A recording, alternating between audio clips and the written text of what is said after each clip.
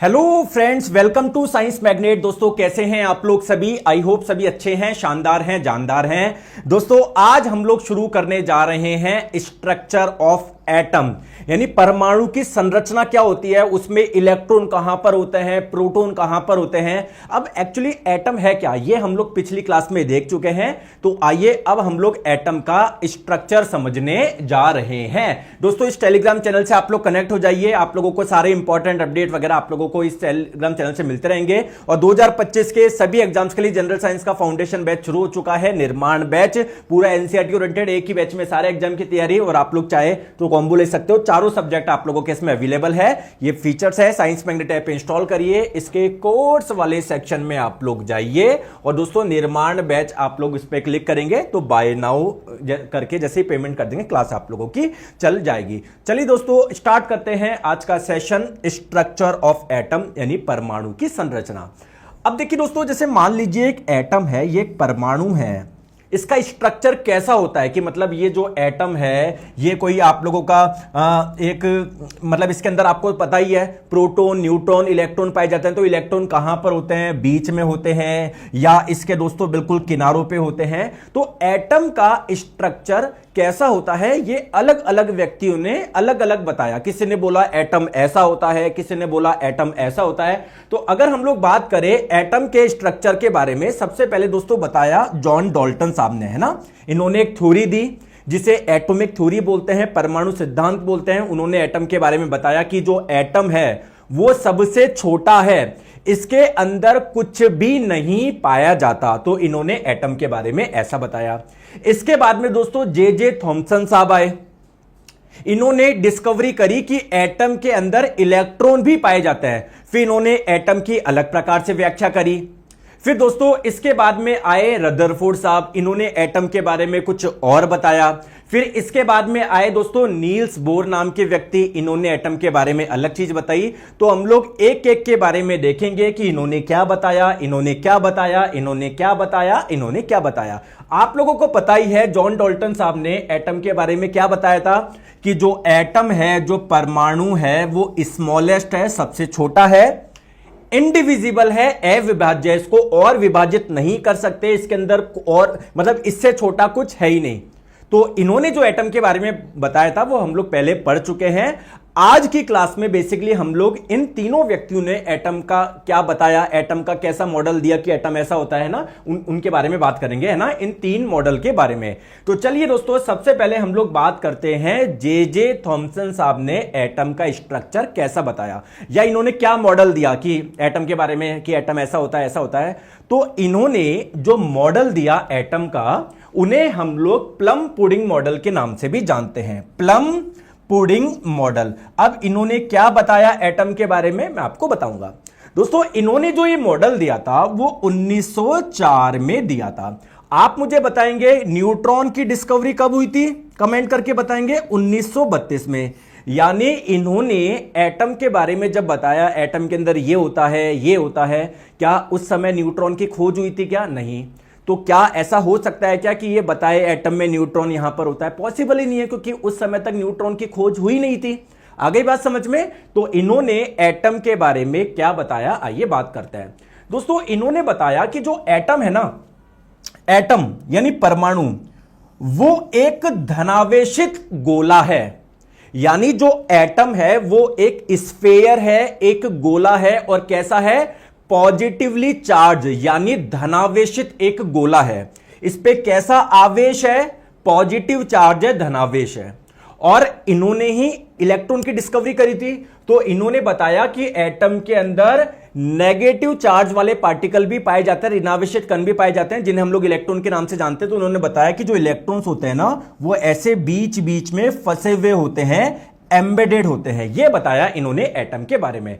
तो क्या बात बताई इन्होंने? बताया कि जो परमाणु है वो धनात्मक आवेशित एक गोला है, और इसमें जो इलेक्ट्रॉन्स होते हैं ना, वो क्या होते हैं? फंसे होते हैं। साथ में इन्होंने यह भी बताया कि एक एटम में टोटल पॉजिटिव चार्ज की बात करी जाए, टोटल धनावेश की बात करी जाए और टोटल ऋणावेश की बात करी जाए, वो बराबर होते हैं। तो अगर मैं आपको बात करूं कि नेट चार्ज कितना होता है, नेट चार्ज एटम पे, कुल आवेश कितना होता है? तो आप लोग बोलोगे शून्य होता है। यह बात हमको किसने बताई? जे थॉमसन साहब ने बताई। अब दोस्तों क्वेश्चन आता है कि सर इस मॉडल को प्लम पुडिंग मॉडल क्यों कहा गया है, या इसको हम लोग वाटरमेलन मॉडल भी बोलते हैं। सर ऐसा क्यों? देखो दोस्तों, प्लम पुडिंग क्या है? ऐसा आपका केक, उसमें बीच बीच में से नट्स वगैरह फंसे हुए होते हैं ना। सिमिलरली जब आप लोगों का कोई वाटरमेलन है, जब आप लोग इसको ऐसे काटोगे तो जैसे अगर मैं नीचे वाले पार्ट को दिखाऊं तो कुछ यहां पर आप लोगों को ये पूरा लाल कलर का नजर आएगा, और इसमें कहीं ना कहीं बीज होंगे। क्या ब्लैक कलर के बीज होंगे क्या? तो इन्होंने भी एटम के बारे में कुछ ऐसा ही बताया है कि जो एटम है वो पूरा धनावेशित गोला है, और जैसे वाटरमेलन में बीज फंसे होते हैं, प्लम पुडिंग या केक में जैसे ये बीच बीच में नट्स फंसे होते हैं, वैसे ही एटम में इलेक्ट्रॉन्स क्या होते हैं? धसे हुए होते हैं, फंसे हुए होते हैं। आई बात समझ में? बोलो यस और नो। ठीक है, तो एटम के बारे में इन्होंने ये चीज बताई, लेकिन दोस्तों इनका ये जो मॉडल है वो फेल हो गया। क्यों हो गया? क्योंकि आज के समय आपको पता है एटम के अंदर न्यूट्रॉन भी पाए जाते हैं। इन्होंने ऐसी कोई बात ही नहीं करी थी, तो ये मॉडल बिल्कुल क्या हो गया? फेल हो गया। इसके बाद में दोस्तों आए रदरफोर्ड नाम के एक व्यक्ति। तो इन्होंने बताया कि यार एटम के बारे में मैं कुछ ऐसे नहीं बोल सकता, एटम ऐसा होता है ऐसा होता है। मैं एक आप लोगों को एक्सपेरिमेंट किया है, और इस एक्सपेरिमेंट से मुझे कई चीजें समझ में आई है एटम के बारे में। तो पहले आइए हम लोग इनका एक्सपेरिमेंट समझते हैं कि इन्होंने किया क्या है, और उस एक्सपेरिमेंट से, उस प्रयोग से इन्होंने क्या कंक्लूजन निकाले, एटम के बारे में क्या चीजें बताई, ये हम लोग देखने वाले हैं। ठीक है, आई बात समझ में? बोलो यस और नो, बोलो। ठीक है, तो इन्होंने एक एक्सपेरिमेंट किया जिसे हम लोग गोल्ड फॉइल एक्सपेरिमेंट के नाम से भी जानते हैं, यानी सोने की पन्नी का एक्सपेरिमेंट के नाम से भी जानते हैं। सर इसको ये वाला नाम क्यों दिया गया? क्योंकि इन्होंने क्या लिया? एक गोल्ड की यानी सोने की एक पतली चादर ली, सोने की पतली चादर ली। अब क्वेश्चन ये आता है कि सर इन्होंने गोल्ड की ही क्यों ली, सोने की ही क्यों ली? वो लोहे की भी ले सकते थे, एल्यूमिनियम की भी ले सकते थे, कॉपर की भी ले सकते थे, क्योंकि दोस्तों इनको ये जो शीट ले रहे हैं वो इनको बहुत पतली चाहिए थी। अब दोस्तों आगे जाके आप लोग पढ़ेंगे कि जो मैलिबिलिटी होती है ना, आघात वर्धनीयता, वो सबसे ज्यादा गोल्ड की होती है। मैलिबिलिटी का मतलब क्या है? किसको हम लोग आसानी से शीट में कन्वर्ट कर सकते हैं। तो आप लोग बोलोगे कि सर मैंने तो लोहे की शीट भी देखी है। बिल्कुल देखी होगी, लेकिन दोस्तों सबसे ज्यादा इजीली शीट में किसको कन्वर्ट किया जा सकता है? किसकी पतली झिल्ली बनाई जा सकती है, किसकी पतली चादर बनाई जा सकती है? गोल्ड की इजीली बनाई जा सकती है। इसलिए दोस्तों इन्होंने गोल्ड की क्या ली? एक पतली चादर ली। अगर बात करें दोस्तों इसकी थिकनेस की, इसकी मोटाई कितनी थी? दोस्तों इसकी थिकनेस थी 1000 एटम के बराबर। जैसे एक एटम, दूसरा एटम, तीसरा एटम, चौथा एटम, ऐसे करके अगर आप लोग लगभग 1000 एटम रख देंगे तो उसकी जो थिकनेस होगी, जो मोटाई होगी, उतनी ही थिकनेस मोटाई इसकी थी। अब आप लोगों को लग रहा होगा कि सर 1000 एटम की तो मिला के उसकी थिकनेस काफी ज्यादा हो जाती होगी। अरे नहीं, बहुत कम होती है, बहुत कम होती है। उतनी ही पतली या उतनी ही कम थिकनेस क्या है इस गोल्ड की यानी सोने की पतली चादर की भी है। आ गई बात समझ में? ठीक है, आ गया। दोस्तों यहां पर उन्होंने क्या रखा? एक सोर्स रखा, एक स्रोत रखा। आप लोग बोलोगे सर सोर्स तो हम लोग उसे बोलते हैं जहां से कोई ना कोई चीजें निकलती है। दोस्तों यहां से ये किसका सोर्स था? अल्फा पार्टिकल यानी अल्फा कण का था। ये दोस्तों एक छोटे छोटे पार्टिकल होते हैं, और इन्होंने क्या किया? बहुत सारे पार्टिकल को ये गोल्ड की जो फॉइल थी, सोने की जो पतली झिल्ली थी, इस पे डाले। ठीक है, अगर आप लोग ध्यान से देखोगे, क्या आप लोगों को यहां पर ये ग्रीन कलर का कुछ नजर आ रहा है क्या? दोस्तों ये एक फ्लोरोसेंट स्क्रीन है। सर फ्लोरोसेंट स्क्रीन का मतलब क्या होता है? अगर गलती से अल्फा पार्टिकल यहां पर आए, यहां पर आए, यहां पर आए, तो ये क्या करेगी? ग्लो करेगी, चमकेगी। तो अगर ये चमक रही है, इसका मतलब क्या है? अल्फा पार्टिकल इसके ऊपर आ रहे हैं। बोलो यस और नो, बोलो बोलो। बेटा जी आप यहां पर पढ़ लो। एक बच्चा बोल रहा है साइंस मैग्नेट का फैन, उसका नाम रख रखा है, बोले कि सर वो कैलेंडर के बारे में कुछ बताइए, उसकी बात करेंगे, अभी पढ़ाई तो कर लो। इतना इंपॉर्टेंट टॉपिक मैं आपको पढ़ा रहा हूं, आगे बात समझ में? ठीक है, क्लियर है? आ जाओ। अब गुरुजी मुझे ये बताओ, ये अल्फा पार्टिकल होता क्या है? दोस्तों ये अल्फा पार्टिकल के बारे में आप लोग दो चीजें ध्यान रखिएगा। इसका जो द्रव्यमान होता है, इसका जो मास होता है, वो कितना होता है? जितना प्रोटॉन का मास होता है ना, जितना प्रोटॉन का द्रव्यमान होता है, उसका 4 गुना होता है। पहली चीज ध्यान रख लोगे। अगर आप लोगों से पूछा जाए इस पार्टिकल, इस कण पे आवेश यानी चार्ज कितना होता है, तो जितना चार्ज प्रोटॉन पे होता है उसका 2 गुना होता है। बहुत बढ़िया। तो मुझे एक छोटी सी बात आप लोग बताएंगे, प्रोटॉन पे कैसा चार्ज था? पॉजिटिव चार्ज था या नेगेटिव? पॉजिटिव चार्ज था। तो कुल मिला के दोस्तों यहां से ये जो पार्टिकल निकलेंगे, जिनको आप अल्फा पार्टिकल, अल्फा कण बोल रहे हो, इस पे आवेश कैसा होगा? पॉजिटिव या नेगेटिव? आप लोग बोलोगे सर पॉजिटिव। क्लियर है, बहुत बढ़िया। तो दोस्तों इन्होंने क्या करे, बहुत सारे अल्फा पार्टिकल यहां पर डाले। दोस्तों क्या ये जो गोल्ड की यानी सोने की जो पतली चादर है, क्या वो गोल्ड के एटम से मिलकर बनी होगी क्या? ये हमको पता है कि कोई भी पदार्थ बहुत छोटे छोटे एटम यानी बहुत छोटे छोटे परमाणु से मिलकर बनी होती है। तो क्या ये गोल्ड की पतली चादर क्या गोल्ड के एटम से मिलकर बनी होगी या नहीं होगी? यस और नो करिए, यस करिए।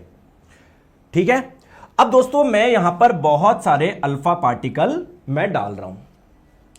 तो देखो, तो सबसे पहला इन्होंने क्या ऑब्जर्व करा रदरफोर्ड साहब ने, जब इन्होंने बहुत सारे अल्फा पार्टिकल डाले, इन्होंने क्या चीज ऑब्जर्व करी कि दोस्तों मैक्सिमम जितने भी अल्फा पार्टिकल थे ना, वो इस सोने की पतली जो झिल्ली है इसमें से होकर गुजर गए, सीधे चले गए, सीधे चले गए। दोस्तों इससे हमको क्या पता पड़ता है? यहां पर मैक्सिमम जितने भी अल्फा पार्टिकल थे वो इसमें से होके गुजर गए सीधे। इससे क्या पता पड़ता है? ये गोल्ड की झिल्ली या गोल्ड की पतली चद्दर जो भी आप लोग बोले, वो गोल्ड के बहुत सारे एटम से मिलकर बनी हुई है। इसका मतलब ये अल्फा पार्टिकल एटम में से होके गुजर गए। तो हम लोगों को यह पता पड़ रहा है कि ये जो एटम है इसका अधिकांशतः भाग क्या होता है? खोखला होता है या खाली होता है। आ गई बात समझ में? तो ये जो इन्होंने चीज ऑब्जर्व करी, इससे हम लोग क्या कंक्लूजन निकाल सकते हैं या बेसिकली इसका रिजल्ट क्या है? इससे हम लोगों को क्या पता पड़ता है कि परमाणु में बहुत जगह खाली होती है, बहुत खाली जगह होती है। बोलो यस और नो, बोलो बोलो यस और नो। ठीक है दोस्तों, इन्होंने क्या देखा कि मैक्सिमम अल्फा पार्टिकल तो बिल्कुल सीधे निकल गए, सीधे निकल गए। लेकिन इन्होंने यह भी देखा कि कुछ अल्फा पार्टिकल डेविएट हो गए, विचलित हो गए। विचलित होने का मतलब क्या है? जाना चाहिए था सीधा, लेकिन वो सीधा नहीं जाके थोड़ा सा ऐसे चले गए या थोड़ा सा ऐसे चले गए। तो इससे क्या कंक्लूजन निकलता है? तो दोस्तों कुछ कण छोटे कोणों द्वारा विचलित हो गए। जैसे मान लो यहां ये अल्फा पार्टिकल है, इसको जाना चाहिए था ऐसे, लेकिन ये थोड़ा सा गया ऐसे, है ना, थोड़ा सा डेविएट हो गया, विचलित हो गया। दोस्तों इससे हम लोग क्या आइडिया लगा सकते हैं एटम के बारे में? अच्छा आप मुझे एक चीज बताएंगे, आपको ये पता होगा पॉजिटिव चार्ज और पॉजिटिव चार्ज आपस में एक दूसरे को प्रतिकर्षित करते हैं। बोलो। तो मेरे प्यारे दोस्तों मान लो अगर यहां पर कोई पॉजिटिव चार्ज वाला पार्टिकल है और यहां पर भी कोई पॉजिटिव चार्ज वाला पार्टिकल है, जब ये इसके पास में जाने की कोशिश करेगा तो क्या ये इसको प्रतिकर्षित करेगा? क्या भाई मेरे से दूर हट। तो जैसे ही मान लो इसके पास में आएगा, बोलेगा भाई दूर हट तो मेरे से, तो ये कुछ ऐसे जाएगा, ये नहीं जाएगा। बोलो क्या ये अपने पथ से विचलित हो जाएगा या नहीं हो जाएगा? तो अगर ये पॉजिटिव चार्ज वाले अल्फा पार्टिकल अगर अपने पथ से थोड़ा सा विचलित हो गए तो इसका मैं क्या कंक्लूजन निकाल सकता हूं? क्या सारे मैक्सिमम जितने भी पार्टिकल है सारे विचलित हुए क्या? नहीं। इसका मतलब कि एटम के अंदर देखो पॉजिटिव चार्ज वाले पार्टिकल तो पाए जाते हैं, ये बात तो क्लियर है, तभी तो विचलित हो रहे हैं। लेकिन वो जो पॉजिटिव चार्ज वाले पार्टिकल है ना, वो एटम में सारी जगह नहीं है, वो बहुत कम जगह पर ही है, बहुत कम जगह पर ही है। क्या मैं बोल सकता हूं क्या कि परमाणु में जो धनात्मक आवेश है, जो पॉजिटिव चार्ज है, वो ज्यादा फैला हुआ नहीं है? जबकि जे थॉमसन साहब ने क्या बताया था कि एटम पूरा एक धनावेशित गोला है। उन्होंने बताया था कि एटम का जो भी पॉजिटिव चार्ज है, धनावेश है, वो पूरे गोले पे है, यानी पॉजिटिव चार्ज वाले पार्टिकल पूरे एटम में फैले हुए हैं। जबकि दोस्तों इन्होंने तो एक्सपेरिमेंट कर दिया, अगर ऐसा होता तो सारे के सारे पार्टिकल डेविएट होते। बोलो यस और नो? होगी देवेंद्र जी, होगी। क्लियर है क्या? आगे बात समझ में? ठीक है दोस्तों, फिर इन्होंने क्या ऑब्जर्व करा कि 12,000 पार्टिकल में से एक पार्टिकल ऐसा था जो कि जाके वापस आ गया। दोस्तों इससे क्या कंक्लूजन आप लोग निकाल सकते हो? वो जाके वापस आ गया। ये चीज कब हुई होगी? तो अगर ये पॉजिटिव चार्ज वाला पार्टिकल मान लो सीधे सीधे जा रहा था और अगर इसकी मुलाकात रास्ते में पॉजिटिव चार्ज वाले पार्टिकल से हो जाएगी तो क्या ये इसको रिपेल करेगा क्या, प्रतिकर्षित करेगा क्या? तो ये से जा रहा था, ये बोलेगा भाई हट दूर जा, प्रतिकर्षित करेगा, तो ये वापस इस साइड आ जाएगा। क्लियर है? तो लगभग 12,000 पार्टिकल में से एक पार्टिकल ऐसा था जो कि वापस आ रहा था। तो इससे हम लोग क्या कंक्लूजन निकाल सकते हैं कि एटम के अंदर ये जो पॉजिटिव चार्ज वाले पार्टिकल है ना, बहुत छोटी सी जगह पर है, बहुत। तभी तो 12,000 में से एक जगह ऐसी है कि जहां पर वो पॉजिटिव चार्ज वाला पार्टिकल है आपका। क्लियर है? तो दोस्तों इन्होंने क्या बताया कि जो पॉजिटिव चार्ज वाले जो पार्टिकल है, धनावेश वाले जो कण है, या मैं बोलूं एटम के अंदर जो धनावेश है, बहुत कम जगह पर है, बहुत कम जगह पर है। और दोस्तों इसी जगह को इन्होंने बोला एटम के अंदर पॉजिटिव चार्ज वाले पार्टिकल्स बहुत एक कम जगह पर है, और इसी एक जगह को इन्होंने क्या नाम दिया? न्यूक्लियस नाम दिया, यानी केंद्रक नाम दिया। तो दोस्तों अगर आप लोगों से पूछा जाए एटम में न्यूक्लियस नाम की कोई चीज होती है जिसके अंदर पॉजिटिव चार्ज वाले पार्टिकल पाए जाते हैं, तो ये न्यूक्लियस की डिस्कवरी करी किसने? तो ये जो डिस्कवरी करी वो किसने करी? रदरफोर्ड साहब ने करी। अगर आपसे पूछा जाए एटम का न्यूक्लियर मॉडल किसने दिया, किसने बताया था एटम में बीच में न्यूक्लियस नाम की कोई चीज है, तो ये किसने बताई? रदरफोर्ड साहब ने बताई। आ गई बात समझ में? तो दोस्तों रदरफोर्ड साहब ने जब ये एक्सपेरिमेंट करा तो इन्होंने इसके कुछ कंक्लूजन निकाले। इन्होंने बोला कि सुनो, एटम के अंदर जो भी पॉजिटिव चार्ज वाले पार्टिकल होते हैं, जो भी धनावेशित कण होते हैं, वो बहुत छोटे से एरिया में होते हैं, और इस छोटे से एरिया को क्या नाम दिया? न्यूक्लियस यानी नाभिक नाम दिया।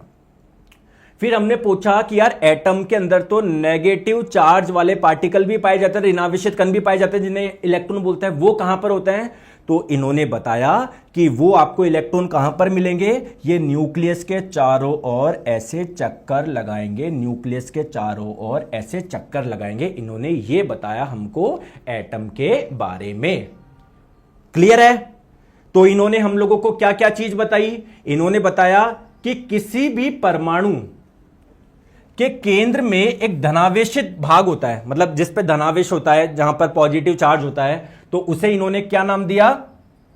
सॉरी दोस्तों, न्यूक्लियस को के हिंदी नाभिक, वो बायोलॉजी में न्यूक्लियस को हिंदी में केंद्रक बोलते हैं, तो उसे क्या नाम दिया? न्यूक्लियस को हिंदी में बोलते हैं नाभिक, केमिस्ट्री में। तो इस एरिया को एटम के अंदर, परमाणु के अंदर जहां पर पॉजिटिव चार्ज वाले पार्टिकल पाए जाते हैं, धनावेशित कण पाए जाते हैं, उसे क्या नाम दिया गया? नाभिक नाम दिया गया। और दोस्तों इन्होंने यह भी बताया साथ में कि एटम का जो भी द्रव्यमान होता है उसका मैक्सिमम पार्ट कहां पर होता है। उन्होंने क्या बोला? एटम का अधिकांशतः भाग खोखला होता है। ठीक है, पहली चीज। दूसरी चीज इन्होंने बताया कि एटम के अंदर जो पॉजिटिव चार्ज वाले पार्टिकल्स होते हैं बहुत कम एरिया में होते हैं, और इसे क्या नाम दे दिया? न्यूक्लियस यानी नाभिक नाम दे दिया। तीसरी चीज इन्होंने ये भी बोल दी कि एटम का जो भी द्रव्यमान होता है, परमाणु का जो भी द्रव्यमान होता है, लगभग वो कहां पर होता है? सारा का सारा न्यूक्लियस में ही होता है, नाभिक में ही होता है। Very good. इन्होंने ये भी बताया कि जो इलेक्ट्रॉन होते हैं वो नाभिक के चारों ओर क्या करते हैं? वृत्ताकार पथ यानी सर्कुलर पाथ पे क्या करते हैं? मोशन करते हैं। क्लियर है क्या? साथ में इन्होंने ये भी बताया कि ये जो एटम के अंदर जो न्यूक्लियस है, जो नाभिक है, इसका साइज बहुत छोटा है। अगर आप लोग एटम से कंपेयर करोगे तो इसका जो साइज है वो बहुत छोटा है। तो एटम जो होता है, एटम यानी जो परमाणु होता है, वो न्यूक्लियस यानी नाभिक से कितना बड़ा होता है? 10 की पावर 5, 1,00,000 गुना होता है। आप लोगों का क्लियर है क्या? ठीक है। लेकिन दोस्तों इन्होंने जो मॉडल दिया उसमें कमी थी। क्या कमी थी? देखो, आप मुझे एक चीज बताओ, इन्होंने क्या बताया एटम के बारे में? कि बीच में न्यूक्लियस है, नाभिक है जिसमें पॉजिटिव चार्ज वाले पार्टिकल है। ठीक है। इन्होंने बताया कि जो इलेक्ट्रॉन है वो नाभिक के चारों ओर क्या लगाएंगे? चक्कर लगाएंगे। ठीक है दोस्तों, क्या इलेक्ट्रॉन पे कोई आवेश होता है क्या? चार्ज होता है क्या? यस। तो क्या मैं इसको एक आवेशित कण बोल दूं क्या? एक चार्ज पार्टिकल बोल दूं क्या? बिल्कुल। और दोस्तों ध्यान रखिएगा, जब भी कोई चार्ज पार्टिकल यानी आवेशित कण अगर वृत्ताकार पथ पे गति करता है ना, तो वो क्या करता है? कुछ एनर्जी रेडिएट करता है। एनर्जी क्या करता है? रेडिएट करता है, या फिर आप लोग बोलो कुछ ऊर्जा निकालता रहता है। तो दोस्तों अगर ये ऊर्जा निकालेगा तो पहले मान लो तेजी से घूम रहा था, पहले तेजी से घूम रहा था, क्या धीरे धीरे घूमेगा? क्या धीरे धीरे घूमेगा? क्या? क्योंकि इसकी एनर्जी कम होती जा रही है। दोस्तों प्रोटॉन न्यूक्लियस के अंदर है पॉजिटिव चार्ज, धनावेश, और ये है ऋणावेश। क्या धनावेशित कण और ऋणावेशित कण आपस में अट्रैक्ट करते हैं क्या? तो क्या ये इलेक्ट्रॉन इसमें घुस जाएगा क्या? बिल्कुल घुस जाएगा। तो क्या एटम बच पाएगा? क्या एटम स्टेबल रह पाएगा? क्या एटम तो फूट जाएगा। तो दोस्तों इन्होंने जो बताया एटम के बारे में, इससे तो हमको यह पता पड़ रहा है कि एटम स्टेबल होता ही नहीं है, एटम में तो फूट जाएगा। लेकिन एक्चुअल में एटम स्टेबल होता है, परमाणु स्थायी होता है। यानी इन्होंने जो मॉडल दिया उससे एटम की स्टेबिलिटी प्रूफ नहीं हो रही है। क्लियर है? तो क्या ड्रॉबैक, क्या कमी रह गई इस मॉडल की? तो इस मॉडल की क्या कमी रह गई? दोस्तों ध्यान रखिएगा, जब भी कोई गतिशील कण होता है जो कि वृत्ताकार पथ पे गति करता है, तो जब भी दोस्तों कोई वृत्ताकार पथ पे गति करता है उसके पास में एक त्वरण होता है, फिजिक्स में आप लोग पढ़ोगे। तो क्या कहीं मैं बोल सकता हूं क्या कि गतिशील इलेक्ट्रॉन त्वरित होता है और ऊर्जा खोता है? ये फिक्स है। तो अगर ऊर्जा खोएगा ये, तो जो इलेक्ट्रॉन है वो नाभिक में क्या कर सकता है? गिर सकता है। तो अगर ऐसा होता है तो फिर तो एटम स्टेबल ही नहीं होगा, अस्थिर होगा, अनस्टेबल होगा। तो रदरफोर्ड साहब ने बताया कि एटम ऐसा होता है, इस आधार पे तो एटम हम देख पा रहे हैं एटम स्टेबल ही नहीं होगा, कभी परमाणु स्थायी नहीं होगा। तो ये एटम की स्टेबिलिटी के बारे में नहीं बता पाए। आइए दोस्तों कुछ क्वेश्चंस करते हैं। सर एएलपी वैकेंसी 2025 में आएगी क्या? बिल्कुल आएगी। अब वो कब आएगी वो दोस्तों रेलवे के ऊपर है। वो उन्होंने तो बोला था मार्च में हम निकाल देंगे। ठीक है बेटा अंकित कुमार जी, अब पढ़ लो इधर।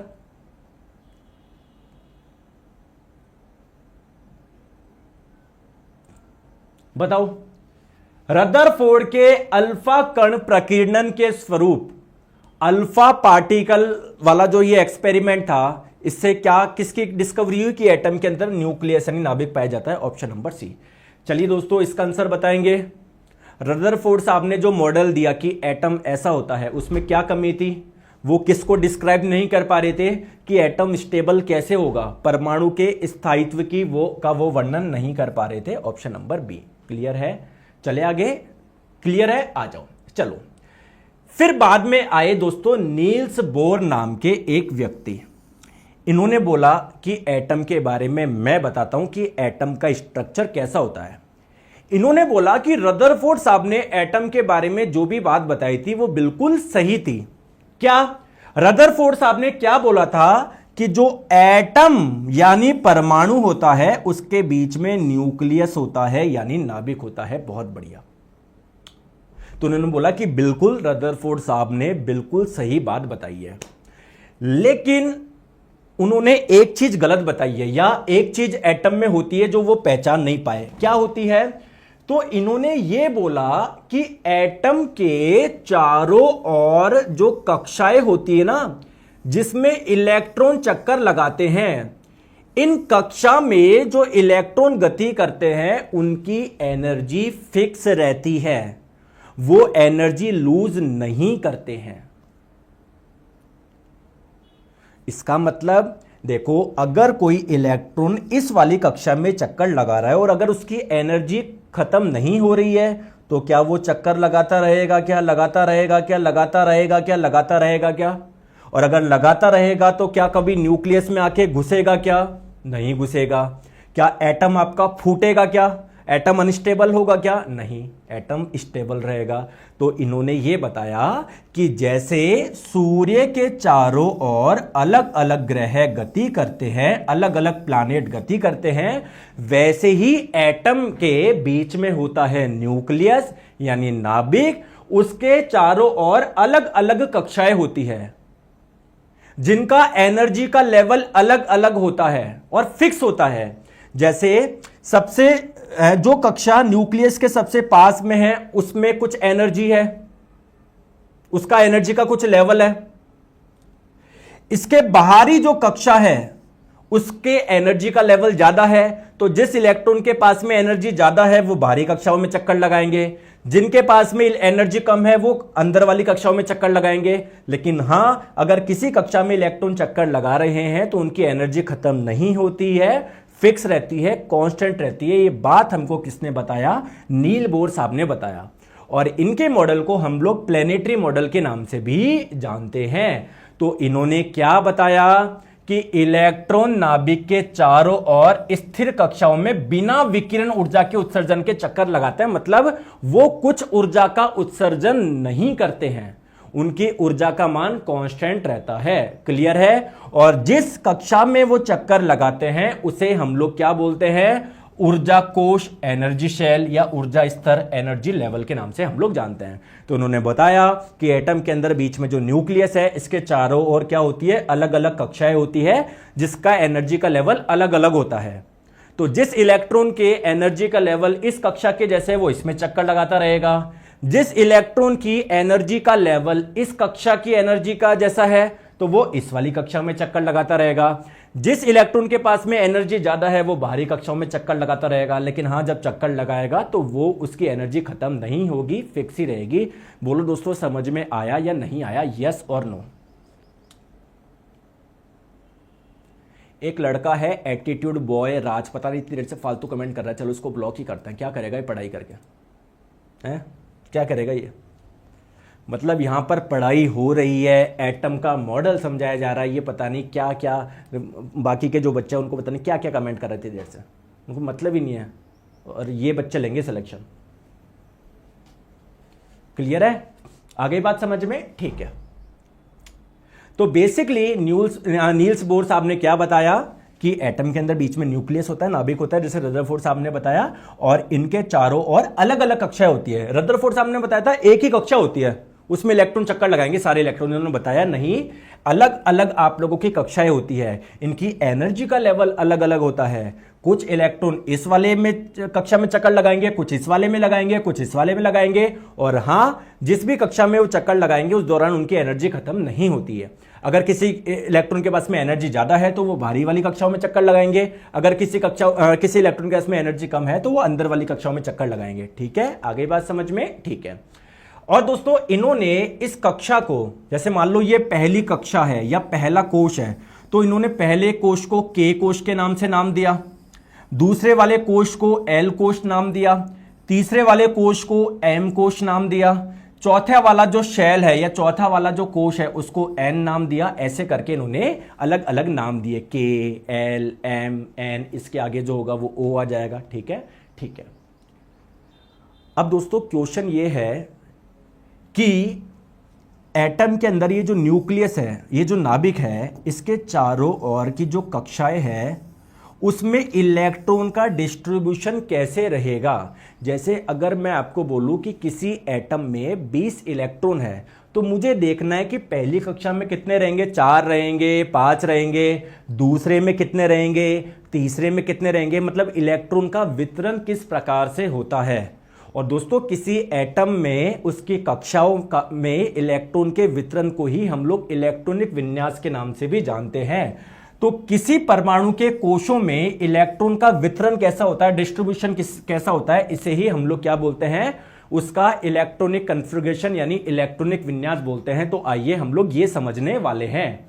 तो दो व्यक्ति थे, एक तो नील्स बोर और एक बरी। इन दोनों ने मिलके एक स्कीम बताई या दोनों ने तरीका बताया कि यार एटम के अंदर इलेक्ट्रॉन्स का डिस्ट्रीब्यूशन कैसे होता है। तो आइए इन्होंने जो हमको तरीका बताया, जो बातें बताई कि कैसे इलेक्ट्रॉन का वितरण होता है, डिस्ट्रीब्यूशन होता है, वो समझने वाले हैं। इसको बोलते हैं बोर बरी स्कीम। इन्होंने जो स्कीम बताई, जो इन्होंने योजना बताई, ठीक है। तो इन्होंने अपनी जो स्कीम बताई उसमें सबसे पहली चीज इन्होंने क्या बताई, ध्यान से समझना। इन्होंने बताया कि किसी भी एटम यानी किसी भी परमाणु में, उसका चाहे पहला कोश हो या दूसरा कोश हो या तीसरा कोश हो, उसमें अधिकतम कितने इलेक्ट्रॉन आ सकते हैं, उसके लिए इन्होंने फॉर्मूला दिया। और फॉर्मूला दिया इन्होंने 2n²। तो अगर n बराबर 1 रखोगे यानी पहली कक्षा में अधिकतम कितने इलेक्ट्रॉन आ सकते हैं, रखो 1 का स्क्वायर 1, 1 × 2 2, यानी पहली कक्षा में अधिकतम 2 इलेक्ट्रॉन आ सकते हैं। n बराबर 2, दोस्तों दूसरी कक्षा में अधिकतम कितने इलेक्ट्रॉन आ सकते हैं, 2 का स्क्वायर 4, 4 दूनी 8। तो इन्होंने बताया दूसरी कक्षा में अधिकतम 8 इलेक्ट्रॉन आ सकते हैं। दोस्तों तीसरी कक्षा में अधिकतम कितने इलेक्ट्रॉन आ सकते हैं, 3 का स्क्वायर 9, 9 दूनी 18। तो तीसरी कक्षा में अधिकतम 18 इलेक्ट्रॉन आ सकते हैं। अगर मैं बोलूं चौथी कक्षा में कितने इलेक्ट्रॉन आ सकते हैं, तो 4 का स्क्वायर 16, 16 दूनी 32। ऐसे करके आप लोग निकाल दोगे। तो पहली बात इन्होंने ये बताई कि किसी भी कोश में अधिकतम कितने इलेक्ट्रॉन आ सकते हैं, उसका इन्होंने तरीका बताया। चलो देखते हैं क्वेश्चन पूछा गया है, आप कर पाते हो या नहीं कर पाते, बताओ।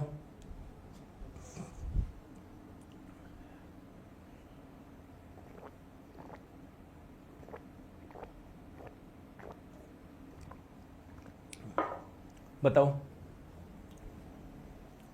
बताओ।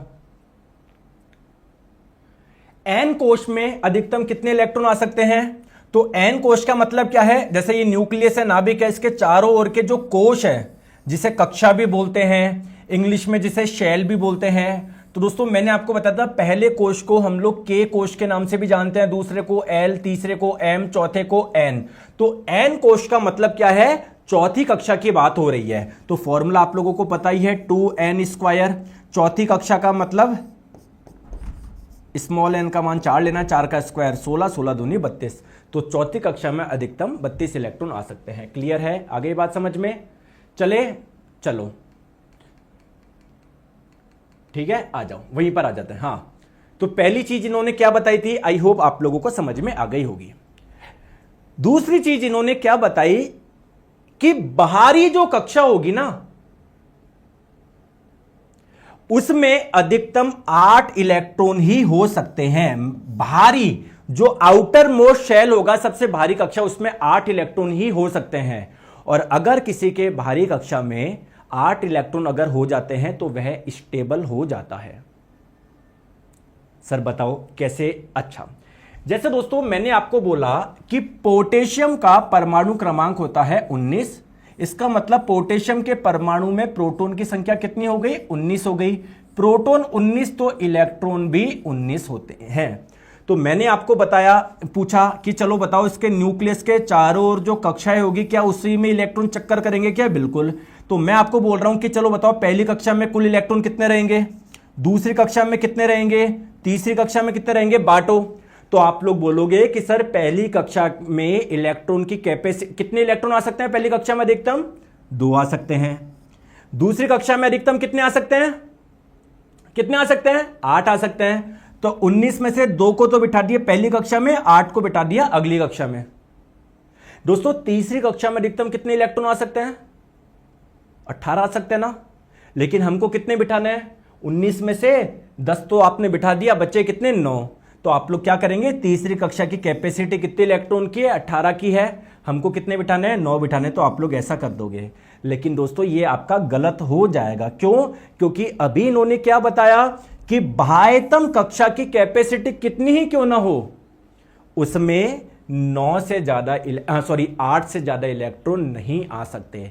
आपने क्या बिठा दिया? 9 बिठा दिया। तो ये गलत है ना, आपने जो तरीका किया है वो गलत है ना। आई होप आपको ये बात समझ में आ गई होगी। ठीक है, ठीक है। तीसरी बात इन्होंने क्या बताई? इन्होंने ये बताया कि सबसे पहले इलेक्ट्रॉन को आप लोग भरोगे पहली कक्षा में।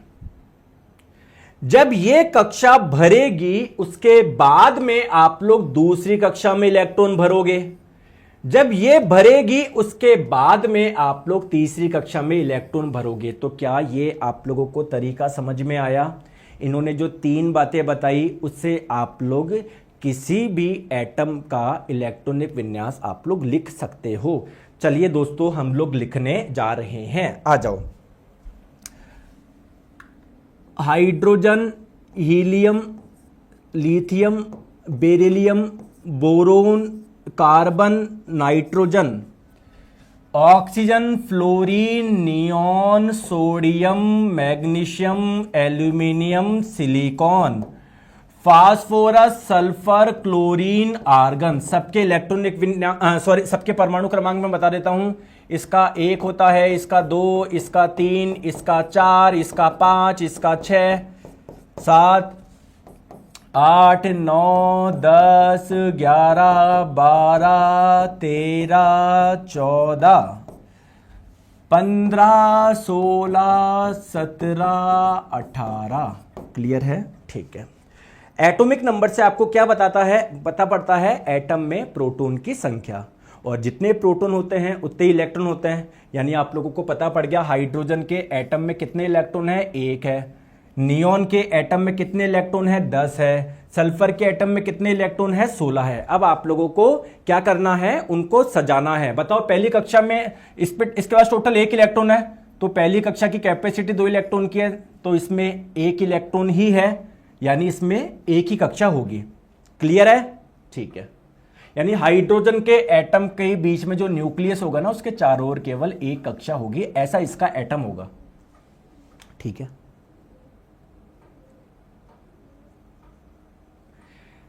हीलियम में टोटल 2 इलेक्ट्रॉन है, पहली कक्षा में 2 इलेक्ट्रॉन बैठ सकते हैं, तो इसके भी न्यूक्लियस के चारों ओर केवल एक ही कक्षा होगी। लिथियम में टोटल 3 इलेक्ट्रॉन है, पहली कक्षा में 2 आ सकते हैं, बचा हुआ एक अगली कक्षा में चला जाएगा। यानी इसके एटम का जो न्यूक्लियस है, इसके चारों ओर कितनी कक्षाएं होगी? 2 कक्षाएं होगी, जिसमें पहली कक्षा में कितने इलेक्ट्रॉन होंगे? 2 इलेक्ट्रॉन होंगे, और अगली कक्षा में, दूसरी कक्षा में 1 इलेक्ट्रॉन होगा। क्या ये सही बना है? क्या आपने भी ऐसा ही है क्या? बताओ बताओ, बोलो।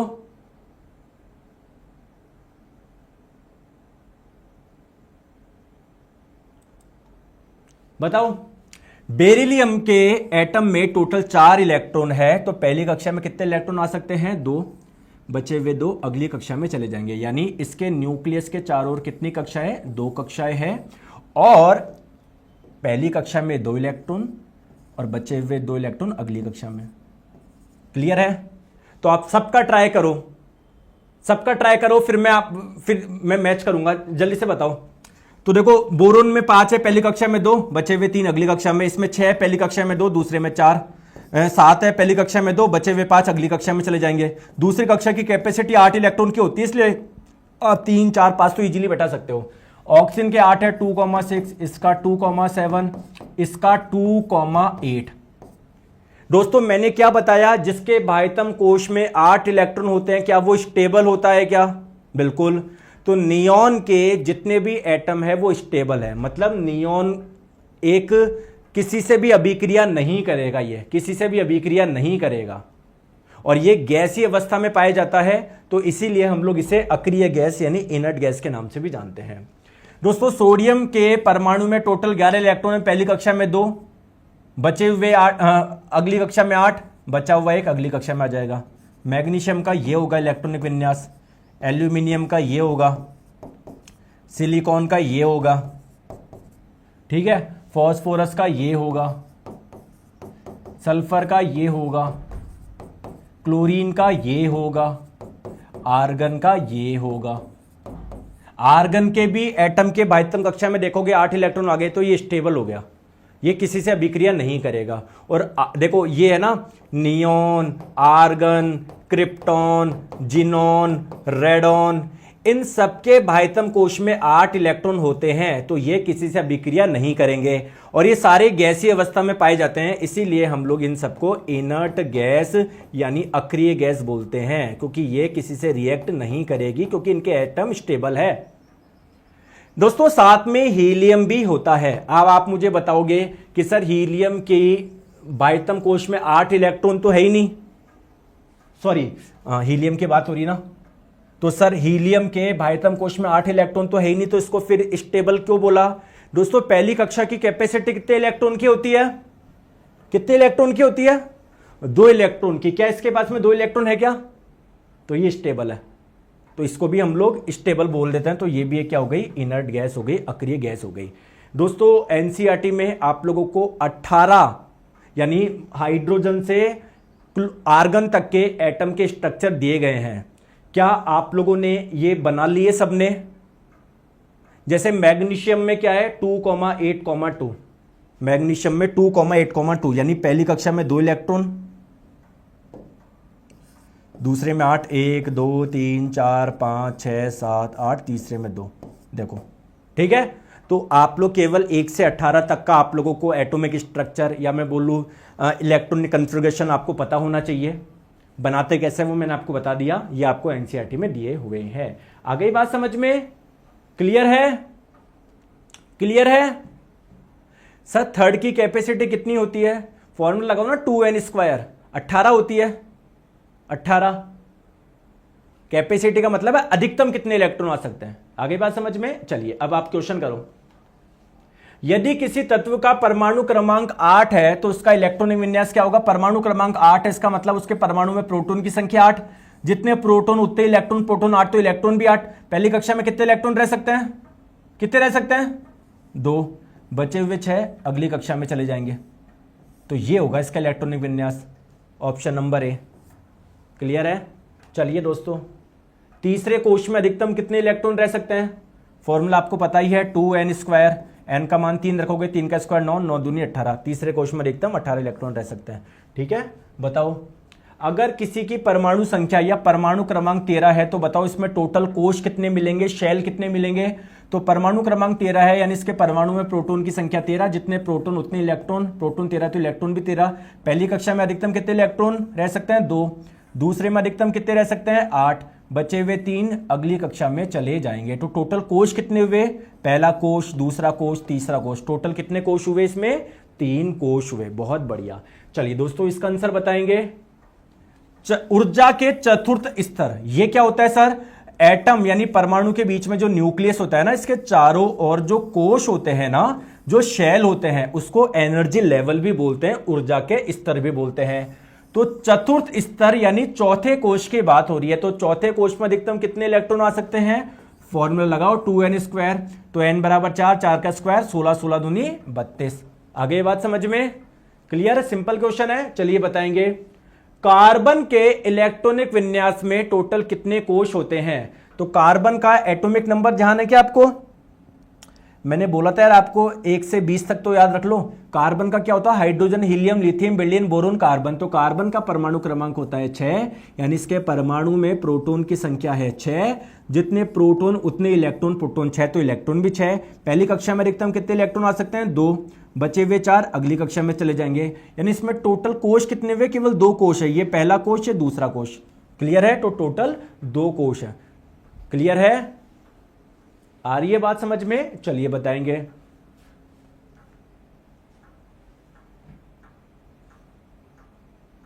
इलेक्ट्रॉन की वह अधिकतम संख्या जो बाह्यतम कक्षा में रह सकते हैं। बाह्यतम कक्षा में कितने इलेक्ट्रॉन रह सकते हैं, उसकी कैपेसिटी कितनी ही क्यों ना हो, 8 इलेक्ट्रॉन से ज्यादा नहीं रह सकते। क्लियर है? चले आगे बात समझ में आ जाओ। अब दोस्तों बात करते हैं कि सर संयोजकता क्या होता है। मैंने आप लोगों को बताया था, एक बच्चा बोल रहा है कि सर आपके 1 घंटे की क्लास बाकी चैनल के 2 घंटे के बराबर होती है, कोई आप फालतू बकवास नहीं करते।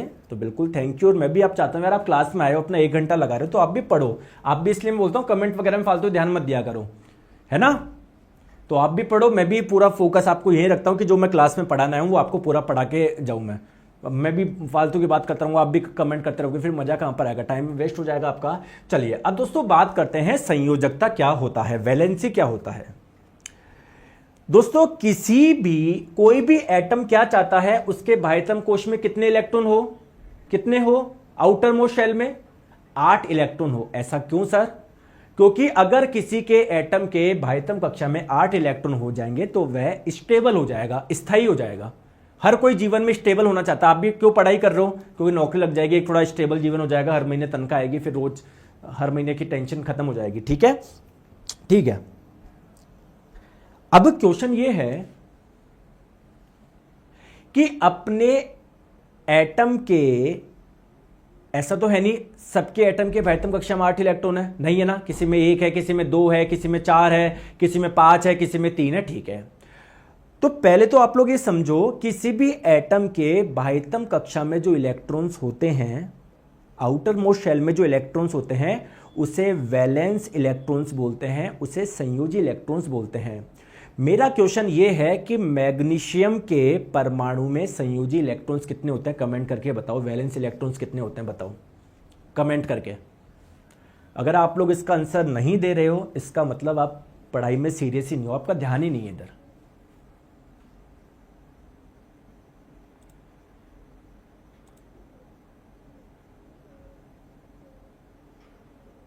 बताओ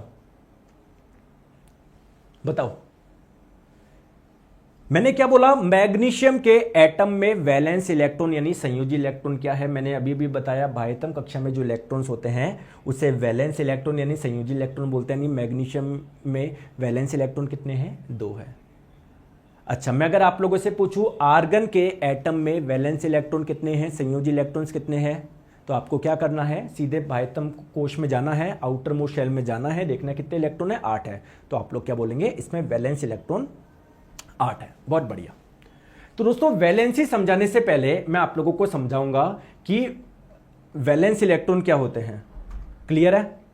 तो वैलेंस इलेक्ट्रॉन यानी संयोजी इलेक्ट्रॉन क्या होते हैं, किसी के भी बाह्यतम कक्षा में जो इलेक्ट्रॉन्स होते हैं उसे वैलेंस इलेक्ट्रॉन बोलते हैं, संयोजी इलेक्ट्रॉन्स बोलते हैं। और अगर ये 8 नहीं है, मान लो 7 ही है, 2 है, 1 है, तो हर कोई चाहता है उसके बाह्यतम कक्षा में 8 इलेक्ट्रॉन हो। तो इसके लिए वो या तो इलेक्ट्रॉन ग्रहण करते हैं या इलेक्ट्रॉन त्यागते हैं। तो दोस्तों अपने बाह्यतम कोश में 8 इलेक्ट्रॉन को पूरा करने के लिए या अपना अष्टक पूरा करने के लिए त्यागे गए या ग्रहण किए गए इलेक्ट्रॉन की संख्या को हम लोग बोलते हैं क्या, वैलेंसी यानी संयोजकता।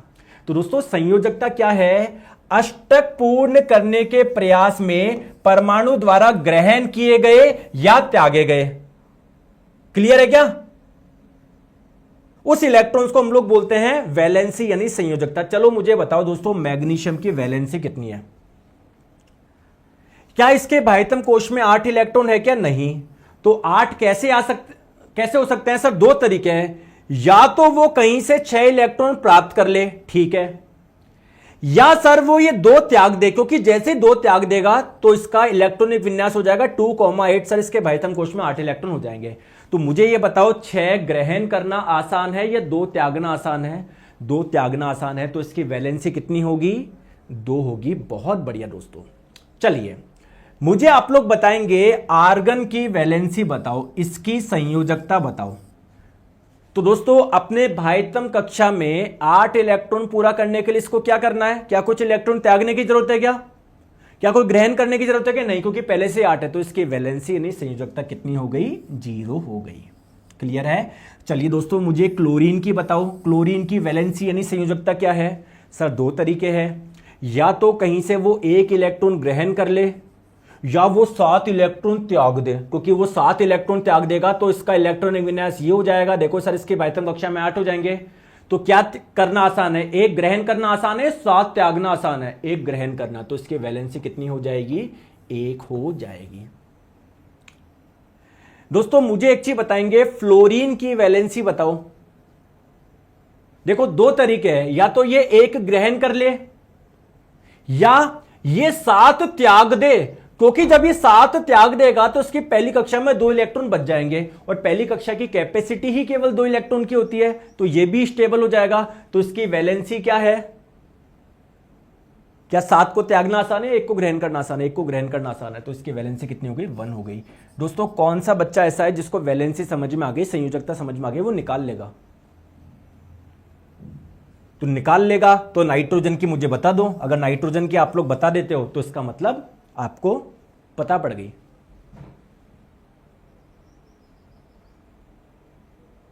बताओ। तो देखो इसके भाइतम कोश में 8 इलेक्ट्रॉन है क्या? नहीं है, 5 ही है।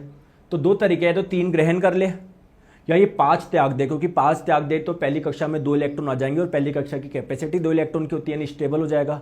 लेकिन क्या 5 त्यागने आसान है, 3 ग्रहण करने? 3 ग्रहण करने आसान है, तो नाइट्रोजन की वैलेंसी 3 हो गई। दोस्तों क्या सब बच्चे निकाल लेंगे क्या? अब दोस्तों अगर किसी बच्चे को निकालना नहीं, अच्छा सोडियम की मुझे बताओ। 2 क्वेश्चन लास्ट। सोडियम का इलेक्ट्रॉनिक विन्यास ये है, क्लोरीन का ये, दोनों की वैलेंसी बताओ। दोनों की वैलेंसी बताओ। सोडियम की वैलेंसी बताओ। 2 तरीके हैं, या तो 7 ग्रहण कर ले या ये 1 त्याग दे। तो जैसे 1 त्याग देगा तो उसके भाइतम कक्षा में 8 हो जाएंगे ना। तो 7 ग्रहण करना आसान है, 1 त्यागना आसान है, 1। तो दोस्तों सोडियम की वैलेंसी कितनी हो जाएगी? 1 हो जाएगी। क्लोरीन की बताओ। तो जैसे ये 1 ग्रहण कर लेगा इसके भाइतम कोश में 8 हो जाएंगे। एक तरीका ये है, या ये 7 त्याग दे। तो 7 त्यागना आसान है या 1 ग्रहण करना? 1 ग्रहण करना। तो 1 ग्रहण करते इसका 8 हो जाएंगे, तो उसकी वैलेंसी भी कितनी हो गई? 1 हो गई। दोस्तों बात समझ में आ गई क्या? अगर दोस्तों अगर किसी को समझ में नहीं आई तो दूसरा तरीका भी बता दूं क्या? बता दो सर। आप दोस्तों इसके भाइतम कोश में देख लो, अगर उसके भाइतम कोश में 4 या 4 से कम इलेक्ट्रॉन हो तो दोस्तों संयोजकता निकालने का फॉर्मूला क्या है? भाइतम कोश में जो इलेक्ट्रॉन्स होंगे ना वही उसकी क्या बन जाएगी? वैलेंसी यानी संयोजकता बन जाएगी। जैसे मैंने आप लोगों को बोला कि मैग्नीशियम का इलेक्ट्रॉनिक विन्यास ये है, चलो इसकी वैलेंसी बताओ। तो इसमें संयोजी इलेक्ट्रॉन कितने हैं? 4 या 4 से कम है क्या? हां सर 2 ही है। तो इसकी वैलेंसी क्या हो जाएगी? यही इसकी वैलेंसी बन जाएगी जितने इलेक्ट्रॉन्स हैं, तो इसकी वैलेंसी 2 हो जाएगी। एल्यूमिनियम की वैलेंसी बताओ कितनी होगी? तो भाइतम कक्षा में 4 या 4 से कम इलेक्ट्रॉन होते हैं तो वही उसकी वैलेंसी बन जाती है। तो एल्यूमिनियम की कितनी हो जाएगी? 3 हो जाएगी। दोस्तों सिलिकॉन की का इलेक्ट्रॉनिक विन्यास ये है, तो इसकी वैलेंसी बताओ। तो भाइतम कोश में 4 या 4 से कम है क्या? हां सर 4 है, तो वही उसकी वैलेंसी बन जाएगी क्या? 4। तो इस फॉर्मूले से भी निकाल सकते हो। अगर किसी के भाइतम कक्षा में जो इलेक्ट्रॉन्स है, या मैं बोलूं संयोजी इलेक्ट्रॉन जो है, वैलेंस इलेक्ट्रॉन है 4 से ज्यादा है, तो वैलेंसी निकालने का क्या फॉर्मूला है? 8 में से आप लोग वैलेंस इलेक्ट्रॉन की संख्या को माइनस कर देना। जैसे क्लोरीन का इलेक्ट्रॉनिक विन्यास ये है, तो मुझे उसकी वैलेंसी बताओ, संयोजकता बताओ क्या है। तो क्या वैलेंस इलेक्ट्रॉन की संख्या 4 से ज्यादा है क्या? संयोजी इलेक्ट्रॉन की संख्या 4 से ज्यादा है क्या? हां। तो फिर संयोजकता वैलेंसी निकालने का फॉर्मूला क्या है? 8 में से संयोजी इलेक्ट्रॉन की संख्या को माइनस कर दो। 8 में से 7 माइनस करोगे 1 आ जाएगा। लेकिन दोस्तों मुझे एक चीज बताओ, क्या आप लोगों को ये फॉर्मूले रटने की आवश्यकता है क्या? कॉमन सेंस से कर लोगे क्या? कॉमन सेंस, ये फॉर्मूले लगाने बैठोगे क्या? अरे क्या कॉमन सेंस से वैलेंसी यानी संयोजकता निकाली जा सकती है क्या? फॉर्मूले निकालने की आवश्यकता है क्या? ठीक है।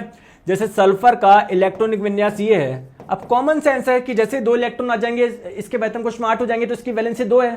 फॉर्मूला लगाने की आवश्यकता है क्या कि उसके वैलेंस शेल ये संयोजी इलेक्ट्रॉन्स की संख्या जो है 4 से ज्यादा है तो मैं फॉर्मूला लगाऊंगा ये वाला, 8 में से ये माइनस कर दो 6 है। बोलो फॉर्मूले लगाने की आवश्यकता है क्या? कॉमन सेंस से आप लोग कर सकते हो यार। चलिए लास्ट पार्ट इसमें बचा है आयन क्या होता है, और ये अपना चैप्टर पूरा हो जाएगा, है ना। हालांकि एनसीईआरटी में चैप्टर में बहुत सारी चीजें आइसोटोप्स आइसोबार ये दिए हुए हैं, लेकिन हमने वो पहले ही कवर कर लिए पिछले वाले चैप्टर में। चलिए दोस्तों आयन क्या होता है ये हम लोग समझते हैं, ठीक है। आ जाओ दोस्तों, मुझे एक चीज बताओ, सोडियम का इलेक्ट्रॉनिक विन्यास ये है। अच्छा एक चीज मुझे बताओ, सोडियम का एटॉमिक नंबर परमाणु क्रमांक क्या है? 11 है। तो इसके परमाणु में प्रोटॉन की संख्या कितनी होगी? 11 होगी, और जितने प्रोटॉन होते हैं उतने इलेक्ट्रॉन होते हैं। प्रोटॉन 11 तो इलेक्ट्रॉन भी 11। बहुत बढ़िया। इसका इलेक्ट्रॉनिक विन्यास क्या हो गया सर? ये इसका इलेक्ट्रॉनिक विन्यास हो गया, लेकिन क्या इसका एटम स्टेबल है क्या? यस और नो? नो। तो जैसे ही तो ये स्टेबल होने के लिए क्या करेगा सर? एक इलेक्ट्रॉन डोनेट करेगा। तो जैसे ही ये डोनेट कर देगा, अब इसके पास में इसका इलेक्ट्रॉनिक विन्यास क्या हो जाएगा? ये हो जाएगा। क्या ये स्टेबल हो जाएगा क्या? बिल्कुल ही हो जाएगा। यानी इलेक्ट्रॉन्स की कुल संख्या कितनी रह जाएगी? 10 रह जाएगी। क्या प्रोटॉन की संख्या पे कोई फर्क पड़ेगा क्या? नहीं सर, प्रोटॉन तो पहले 11 थे, अब भी 11 रहेंगे। दोस्तों पहले प्रोटॉन 11 थे, इलेक्ट्रॉन 11 थे, यानी पहले जितने पॉजिटिव चार्ज वाले पार्टिकल जितने थे उतने ही नेगेटिव चार्ज वाले पार्टिकल थे। आपको पता है प्रोटॉन पे कितना आवेश होता है? 1.6 इंटू 10 की पावर माइनस 19 कूलम। इस पे माइनस 1.6 इंटू 10 की पावर माइनस 19 कूलम। तो 11 प्रोटॉन पे कुल आवेश कितना होगा? 11 से गुना कर लो। 11 इलेक्ट्रॉन पे कुल आवेश कितना होगा? 11 से गुना कर लो। तो इनको जोड़ोगे नेट चार्ज 0 आ जाएगा क्या? यहां पर क्या है? प्रोटॉन ज्यादा है, इलेक्ट्रॉन कम है, यानी पॉजिटिव चार्ज वाले पार्टिकल ज्यादा है। कितने ज्यादा है? एक ज्यादा है। तो अब इस पे चार्ज कितना रहेगा? पॉजिटिव, मतलब अगर मैं आपको बोलूं कि जब कोई इलेक्ट्रॉन डोनेट करता है तो उस पे पॉजिटिव चार्ज आएगा या नेगेटिव चार्ज आएगा? तो जब कोई इलेक्ट्रॉन डोनेट करता है तो उस पे पॉजिटिव चार्ज वाले पार्टिकल अब ज्यादा रह गए, तो उस पे पॉजिटिव चार्ज रहेगा, Na+ बन जाएगा ये। और दोस्तों जब भी किसी पे कोई आवेश होता है तो उसको बोलते हैं आयन। तो इसको मैं क्या पढ़ूंगा? सोडियम आयन बोलूंगा मैं इसको। दूसरी चीज दोस्तों, क्लोरीन इलेक्ट्रॉनिक विन्यास ये है 2,8,7। लेकिन क्या ये स्टेबल है क्या? नहीं। तो स्टेबल होने के लिए क्या करेगा? ये एक इलेक्ट्रॉन ग्रहण कर लेगा। तो जैसे एक इलेक्ट्रॉन ग्रहण कर लेगा, इलेक्ट्रॉन की संख्या हो जाएगी 18, प्रोटॉन की संख्या कितनी रह जाएगी? 17, जैसे पहले थी। तो जैसे ग्रहण करा, अब इस पे इलेक्ट्रॉन ज्यादा हो गए। तो जब भी कोई ग्रहण करता है तो उस पर नेगेटिव चार्ज आता है, नेगेटिव चार्ज आता है। तो इस जब भी किसी पे कोई आवेश होता है तो उसको आयन बोलते हैं। तो इसको मैं क्या बोलूंगा? क्लोरीन आयन बोलूंगा। आ गई बात समझ में? क्लियर है दोस्तों? मुझे बताओ मैग्नीशियम का इलेक्ट्रॉनिक विन्यास ये है। मुझे तो बस ये बताओ मैग्नीशियम कैसा आयन बनाएगा? ऑप्शन दे रहा हूं, Mg+1, Mg+2, Mg-1 या Mg-2। ये कैसा आयन बनाएगा बताओ?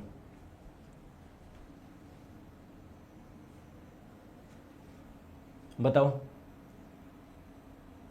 बताओ। तो दोस्तों आप एक चीज मुझे बताओ, ये स्टेबल होने के लिए क्या करेगा? 2 इलेक्ट्रॉन को डोनेट करेगा। तो जब भी कोई डोनेट करता है इलेक्ट्रॉन तो उस पर पॉजिटिव चार्ज आता है, नेगेटिव तो आएगा ही नहीं। कितने इलेक्ट्रॉन डोनेट करें? 2। तो अगर 2 इलेक्ट्रॉन डोनेट करेगा तो 2 पॉजिटिव चार्ज आएंगे, 1 करेगा तो 1 आएगा, 3 करेगा तो 3 आएगा। क्लियर है? समझ पा रहे हो मैं क्या बोलना चाह रहा हूं? थोड़ा सा आ रहा है? चलिए दोस्तों, फॉस्फोरस का इलेक्ट्रॉनिक विन्यास ये है। तो मुझे बताओ फॉस्फोरस किस प्रकार का आयन बनाएगा? आप कमेंट करके बताओ किस प्रकार का आयन बनाएगा? P+1, P+2 बताओ। तो दोस्तों इसके 72 कोश में 5 इलेक्ट्रॉन है। स्टेबल होने के लिए क्या करेगा? 3 इलेक्ट्रॉन ग्रहण कर लेगा। तो जैसे ही कोई इलेक्ट्रॉन ग्रहण करता है तो उस पर नेगेटिव चार्ज आता है। तो ये 3 इलेक्ट्रॉन ग्रहण करेगा तो 3 नेगेटिव चार्ज आएगा, P-3। तो फॉस्फोरस कैसा आयन बनाएगा? ऐसा वाला आयन बनाएगा। तो आयन समझ में आ गया? तो जब किसी पे कोई आवेश होता है तो उसे हम लोग क्या बोलते हैं? आयन बोलते हैं। दोस्तों ये हो गया आप लोगों का स्ट्रक्चर ऑफ एटम पूरा खत्म। ठीक है दोस्तों, अब आपको मैं बता दूं पीरियोडिक टेबल तो आपके सिलेबस से हट गई है। डोबे-राइनर का त्रिक नियम आपका हट गया है। मतलब आपका चैप्टर का नाम था पीरियोडिक क्लासिफिकेशन ऑफ एलिमेंट्स, तत्वों का वर्गीकरण, उसमें सारी चीजें दी गई थी, पूरा चैप्टर हटा दिया गया है जो कि अब आप लोगों के सिलेबस में नहीं आएगा। एएलपी का भी एग्जाम हुआ है, टेक्नीशियन का हुआ है, जेई का हुआ है, उठा के आप लोग देख सकते हो। सेम ग्रुप डी में भी आप लोगों का पूरी एनसीईआरटी फॉलो होती है, तो वो वाला चैप्टर हम लोगों को नहीं पढ़ना है। आगे बात समझ में क्लियर है? चलिए, तो दोस्तों कल मिलेंगे हम लोग नए चैप्टर में। और दोस्तों 2025 के सभी एग्जाम्स के आप लोग तैयारी एक साथ करना चाहते हो तो निर्माण बैच, फाउंडेशन बैच से आप लोग जुड़ो, जहां पर एक ही बार में आपकी सारी तैयारी, चारों सब्जेक्ट आप लोगों को मिल रहे हैं। ठीक है, तो कंप्लीट थ्योरी बैच है, साथ में पूरे क्वेश्चंस कराए जाते हैं, डेली लाइव क्लास होती है, मिस करते हो आपको रिकॉर्डिंग मिल जाएगी। 2024 के भी सारे क्वेश्चंस हम लोग इसमें सॉल्व करेंगे और पूरा कंटेंट होगा बाइलिंगुअल। हर क्लास की आप लोगों को पीडीएफ मिल जाएगी, साथ में टेस्ट सीरीज भी आप लोगों को फ्री मिल जाएगी।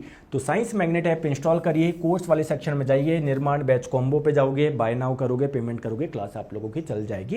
कोई समस्या हो तो इस नंबर पे संपर्क कर सकते हो। Thank you so much. और कैसी लगी क्लास कमेंट करके आप लोग बताइएगा।